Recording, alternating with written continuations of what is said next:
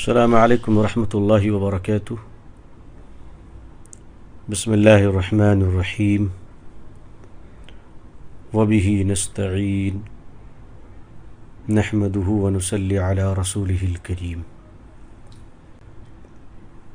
دیکھیے، جب ہم لوگ بات کریں تو ہم پوری انسانیت کی بات کریں۔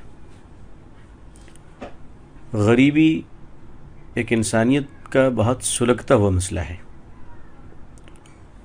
اور سچ یہ ہے کہ غریبی کو ختم کرنے کے نام پر کئی حکومتیں بنی اور کئی حکومتیں چلی گئیں۔ غریبی ایک ایسا مدعا ہے کہ جس کے حقوق کی لڑائی لڑنے والے اربوں پتی بن گئے، بلینئر بن گئے، اور دنیا کے نہ جانے کن کن بینکوں میں ان کی دولت جمع ہو گئی۔ تو ایک بنیادی اور بہت بڑی وجہ یہ ہے غریبی ختم نہ ہو پانے کی کہ غریبوں کے سارے حقوق، ادھیکار اور ان کے مقدر کی روٹیاں بعض بہت مکاروں کے ولایتی اور انگریزی کتوں کو تو مل گئی، مگر انسان کے بچوں کو اس کا حق نہ مل سکا۔ جس ملک میں بڑی بڑی گاڑیوں میں کتے گھومتے ہوں، اسی ملک میں ماں کے گود میں معصوم بچے روٹی اور کھانے کی کمی کی وجہ سے دم توڑ دیتے ہوں۔ ظاہر سی بات ہے کہ پوری انسانیت مجرم ہے۔ میں تو یہاں تک کہتا ہوں کہ اگر کسی محلے سے کوئی بھوکا گزر گیا تو اگر اس محلے میں کوئی مسلمان رہتا ہے اور اس مسلمان کو خبر ہوئی کہ شخص بھوکا گزر گیا ہے اور پھر بھی وہ کھا کر سو گیا، تو مجھے معاف کیجیے گا، وہ نمازی ہونے کے باوجود، وہ حاجی صاحب ہونے کے باوجود، وہ بہت دیندار ہونے کے باوجود، میں ایک اور صاف لفظوں میں کہنا چاہتا ہوں، وہ پاپی ہیں، اپرادھی ہیں، مجرم ہیں کہ انہوں نے ایک اللہ کے بندے، ایک انسانی بھائی، چاہے وہ کسی بھی ذات، برادری، زبان، ملک اور نیشن کا ہو، اگر وہ بھوکا رہ گیا اور ہمارے پاس ہونے کے باوجود ہم نے اس کی خبر نہیں لی، تو ہم نے اپنے خدا کو ناراض کیا، ہم نے اپنے مالک کو ناراض کیا، نبی کریم صلی اللہ علیہ وسلم کے دل کو دکھ پہنچایا ہے۔ تو پہلی بات تو یہ ہے کہ تمام انسانیت کی فکر ہم کریں۔ غریبوں کے حقوق بری طریقے سے مارے جا رہے ہیں، غریبوں کے مقدر کی روٹیاں چھینی جا رہی ہیں، غریبوں کو ملنے والے ٹکے لوٹے جا رہے ہیں۔ لوٹنے والوں کے انداز الگ الگ ہیں، میں اس پر ضرور وستار سے اور تفصیل سے بات کروں گا کہ وہ کون لوگ ہیں۔ پہلے یاد رکھیے کہ اسلام نے بھیک مانگنے والوں کی حوصلہ افزائی نہیں کی ہے۔ اسلام نے بھکاریوں کا منوبل کبھی نہیں بڑھایا۔ اسلام محنت کرنے والوں کا منوبل بڑھاتا ہے، اسلام محنت کرنے والوں کا حوصلہ بڑھاتا ہے۔ بھیک مانگنے والے اور عادتاً بھکاری، خاندانی بھکاری، پیشہ ور بھکاری، اسلام صرف اس کی مخالفت نہیں کرتا، بلکہ پیشہ ور بھکاری اگر بھیک سے باز نہ آ جائیں تو اسلام اس کی سزا مقرر کرتا ہے تاکہ یہ سماج کو گندہ نہ کر سکے۔ پیارے نبی حضرت صلی اللہ علیہ وسلم، ہمارے اور آپ کے پیارے آقا حضرت محمد رسول اللہ صلی اللہ علیہ وسلم کے پاس ایک شخص آتا ہے، مزدور آدمی ہے۔ آپ جب اسے ہاتھ ملاتے ہیں تو اس کا ہاتھ اتنا رف تھا کہ چھوتے ہی محسوس ہو گیا کہ جیسے پتھر سے ہاتھ ملا رہے ہوں۔ میرے پیارے آقا صلی اللہ علیہ وسلم نے اس کا ہاتھ پکڑ لیا اور پوچھا، میرے بھائی تمہارا ہاتھ اتنا رف کیوں ہے؟ اس نے جواب دیا کہ یا رسول اللہ صلی اللہ علیہ وسلم، میں بڑا غریب آدمی ہوں، اپنے بال بچوں کی پرورش کرنے کے لیے میں دھوپ میں پتھریں پھوڑتا ہوں، اس کی وجہ سے میرے نرم ہاتھ سخت ہو گئے۔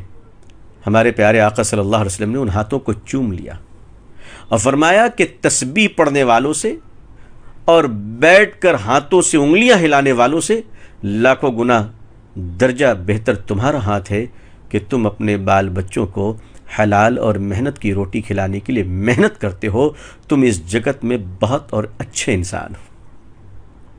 ایک उदाहरण तो ये हो गई।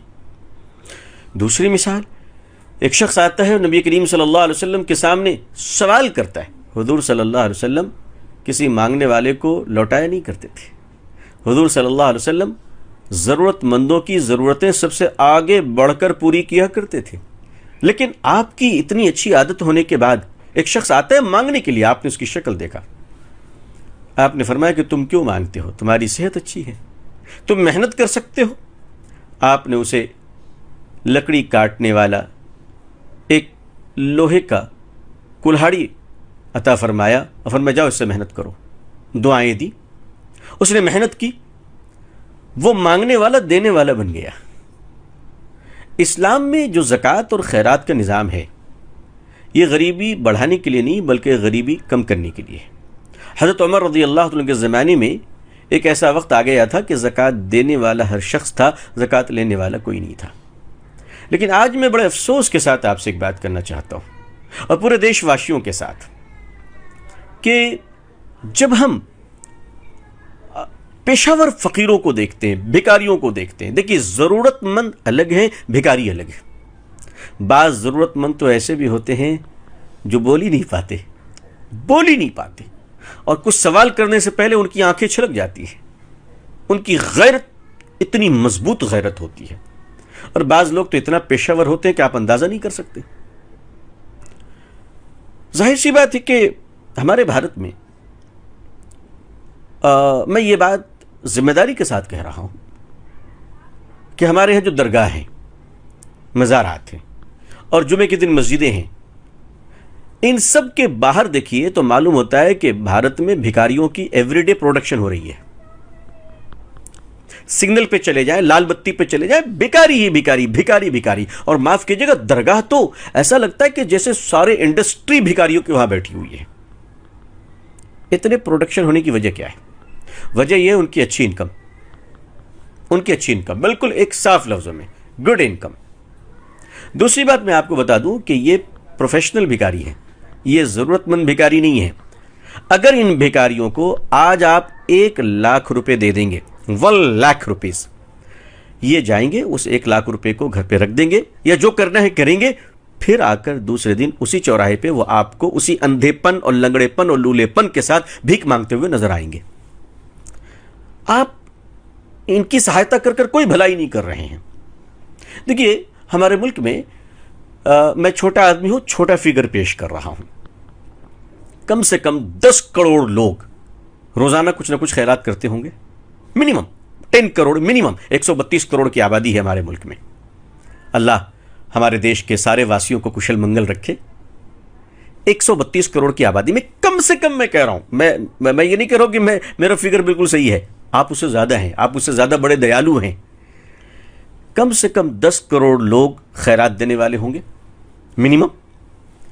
एक आदमी साल में 100 रुपए कम से कम देता होगा, कम से कम पूरे साल में।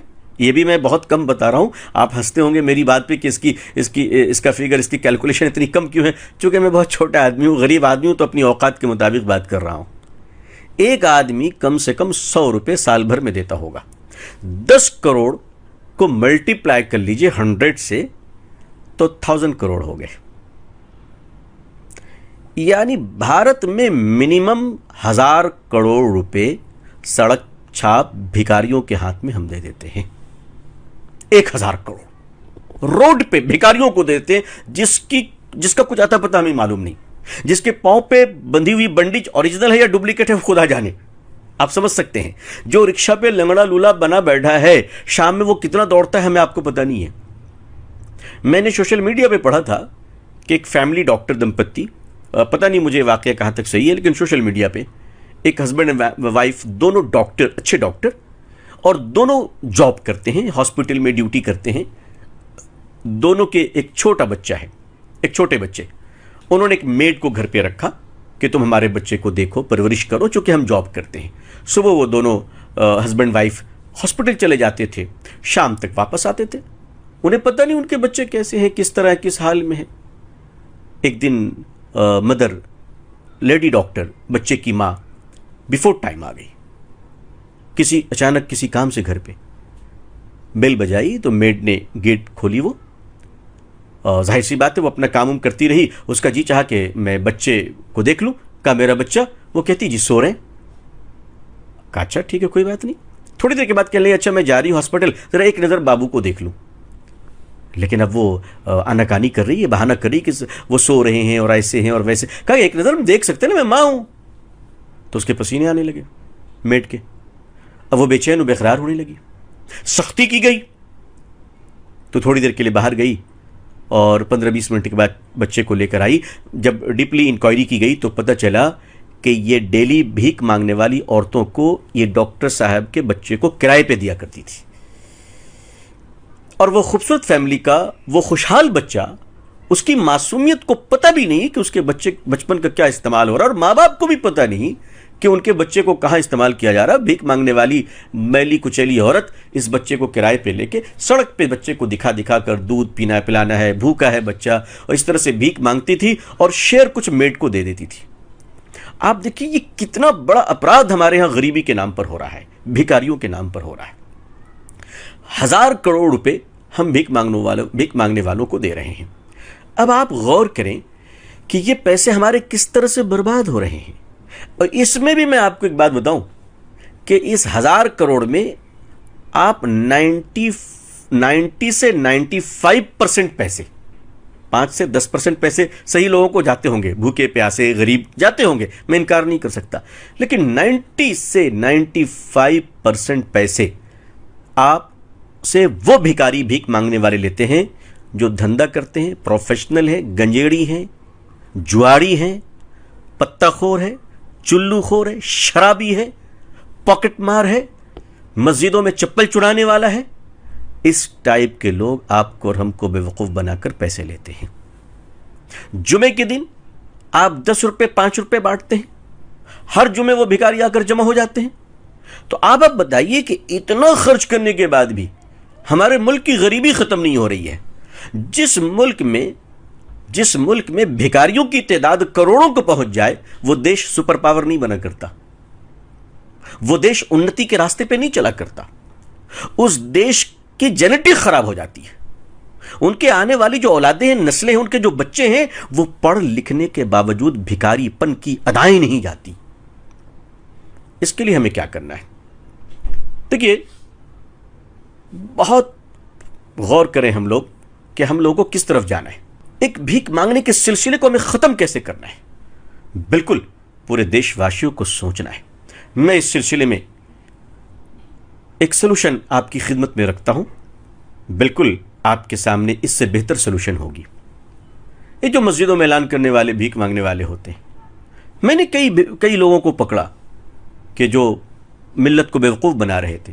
ہماری مسجد میں نماز کے بعد ایک صاحب اعلان کرتے ہیں کہ صاحب ہمارے گاؤں میں قبرستان کی گھیرا بندی کرنی ہے، قبرستان بہت خطرے میں ہے، آوارہ جانور آ جاتے ہیں، مردوں کی توہین ہوتی ہے، لہٰذا آپ حضرات ہماری مدد کریں.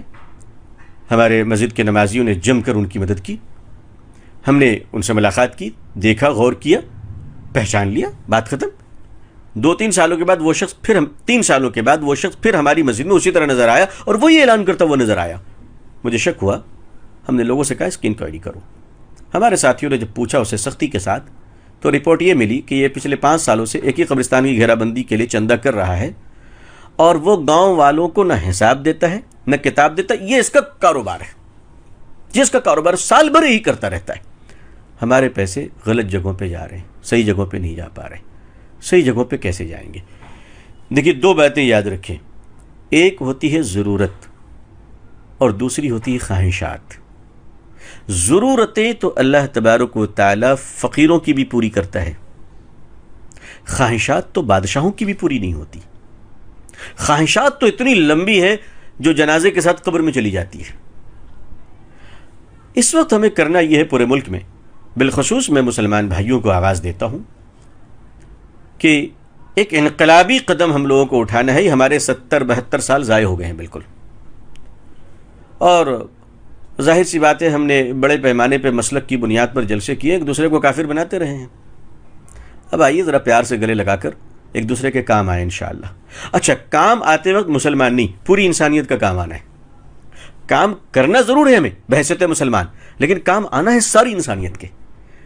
کبھی بھی اپنے آپ کو لمیٹڈ نہ کریں، کبھی بھی اپنے دل کو چھوٹا اور تنگ نہ کریں۔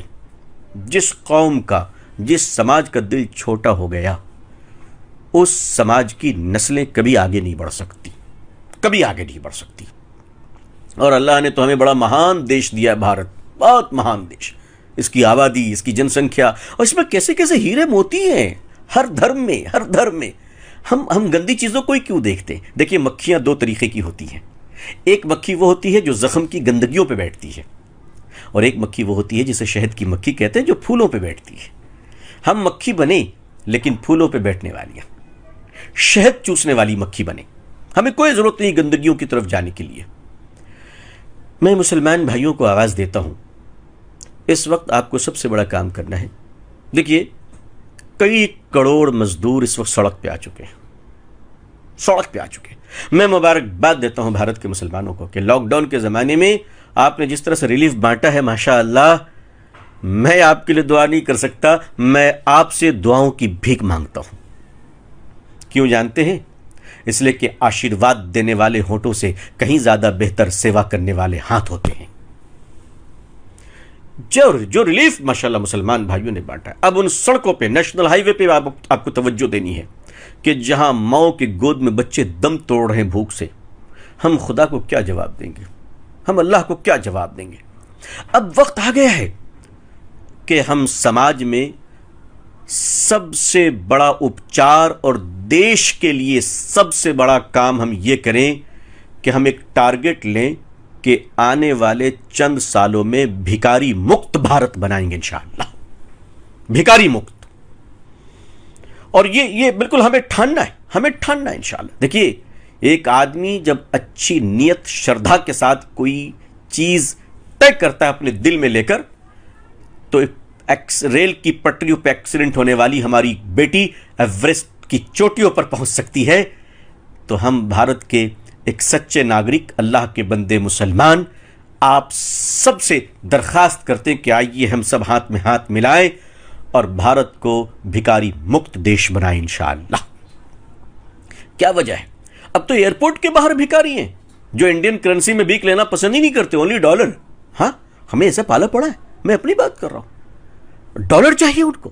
تو اس کا مطلب ہے کہ یہ ضرورت مند نہیں ہے، یہ ہمیں بیوقوف بنا رہے ہیں۔ ان بھکاریوں سے ہمارے دیش کو نجات دلانی ہے انشاءاللہ۔ کیسے نجات دلانی ہے؟ میں نے اس موقع پہ لاک ڈاؤن کے زمانے میں دیکھا کہ جو آدمی کبھی کسی کے بارے میں سوچتا نہیں تھا، وہ بھی ماشاءاللہ اپنے پیسے، دال چاول نکال کر، کٹ بنا کر بیچارہ دوڑ رہا ہے آس پاس میں دینے کے لیے۔ سب سے پہلے تو میں ایسے دیالو بھائی بہنوں کو سلام کرتا ہوں۔ اللہ کے راستے میں خرچ کرنے والے میرے بھائی بہنوں، آپ کو آپ کے اس چھوٹے بھائی، غریب بھائی کا سلام پیش ہے۔ میں آپ سے دعائیں چاہتا ہوں۔ اس کو دیکھنے کے بعد میرے دل میں یہ بات آئی ہے کہ اب ہر محلے میں ہر 40 گھر پہ ایک بیت المال بنائیں آپ۔ ایوری 40 ہاؤس، 40 گھر پہ ایک بیت المال، ہر 40 گھر پہ۔ اور ہر مسلمان اپنے گھر میں ایک ڈبہ رکھے، بند ڈبہ رکھے، اور اس میں روزانہ وہ کچھ صدقے کی رقم ڈالتا رہے۔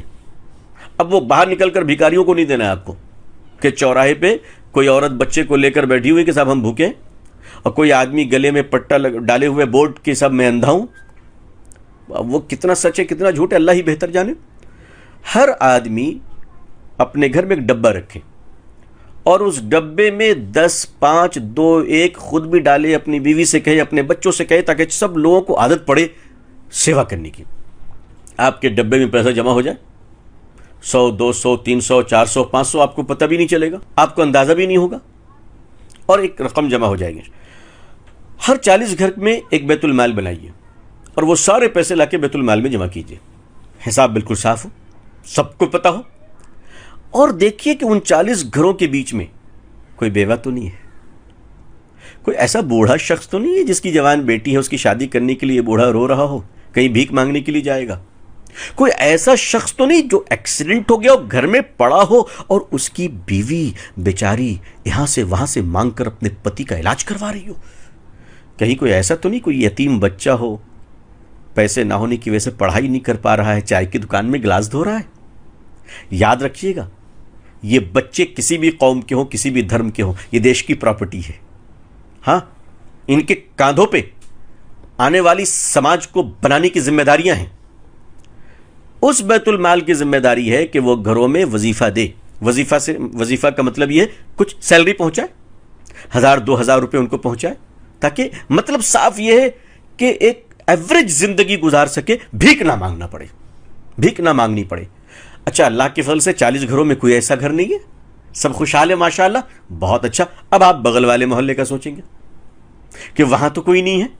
صاحب ہمارے شہر میں بالکل نارمل، الحمدللہ، ٹھیک ہے. ہم شہر سے باہر کے لیے سوچیں، جنگلوں میں، ندی کے کنارے، دریا کے کنارے، تالاب کے کنارے، دیہاتوں میں جہاں سڑک نہیں ہے، جہاں بجلی نہیں ہے، جہاں لوگ کھانے پینے کے محتاج ہیں، وہاں کے بارے میں آپ سوچیں، لسٹ بنائیں، ضرورت مندوں کو دیں. صحت مند ہے، بیٹھ کے کھانے کی عادت پڑ گئی ہے، اس کو دوڑا دیجیے کہ نہیں، تم کام کرو، تم محنت کرو. ضرورت مند محتاج نہ بنے، ضرورت مند محتاج نہ بنے. اور جو صحت مند ہے، جس کی صحت اچھی ہے ماشاءاللہ، وہ بھکاری نہ بنے، وہ بھکاری نہ بنے. اس کا ہمیں بڑا خیال کرنا ہے تاکہ ہم سماج میں بھکاری نہیں بلکہ خوددار اور محنت والے تیار کریں.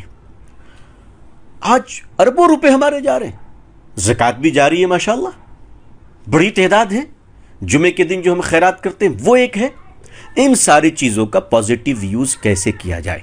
دیکھیں، نیشنل لیول کی کوئی کمیٹی نہیں بن سکتی، اور اگر بن بھی گئی تو اس کی ایمانداری کو برقرار اور مینٹین کرنا ہمارے بس میں کم از کم نہیں ہے.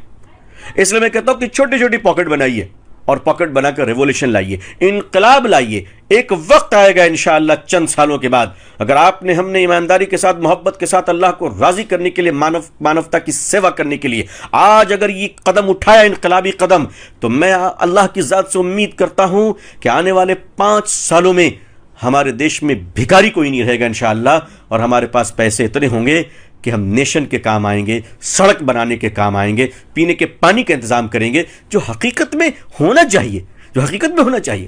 کوئی صاف پانی پینے کا محتاج نہ رہے. اسکولوں میں اچھے پانی کا انتظام ہو جائے. ہمارے اسکول میں پڑھنے والے بچے گندے پانی پیتے، کیوں پئیں گے؟ وہ ہمارے دیش کی طاقت ہے، وہ ہمارے دیش کی. ان کو ایک بہترین فلٹر واٹر کیوں نہ نصیب ہو؟ آئیے ہمارا بیت المال اسے لگا دیں، میں اور ہم دوسرے سماج، دوسرے دھرم، دوسرے غریب مزدوروں کے کام آ سکیں. میں امید کرتا ہوں، اس درد کے ساتھ آج یہ پیغام آپ کی خدمت میں رکھتا ہوں کہ آئیے انشاءاللہ ہم لوگ بھارت کو بھکاری مکت اپنا دیش بنائیں گے. اللہ تعالیٰ سارے دھرم اور سماج کے ہر آدمی کو صحیح سدبدھی دے، دین کی فہم عطا فرمائے، اور ہم سب کو سارے جہاں کی خوشی عطا فرمائے. بہت بہت شکریہ.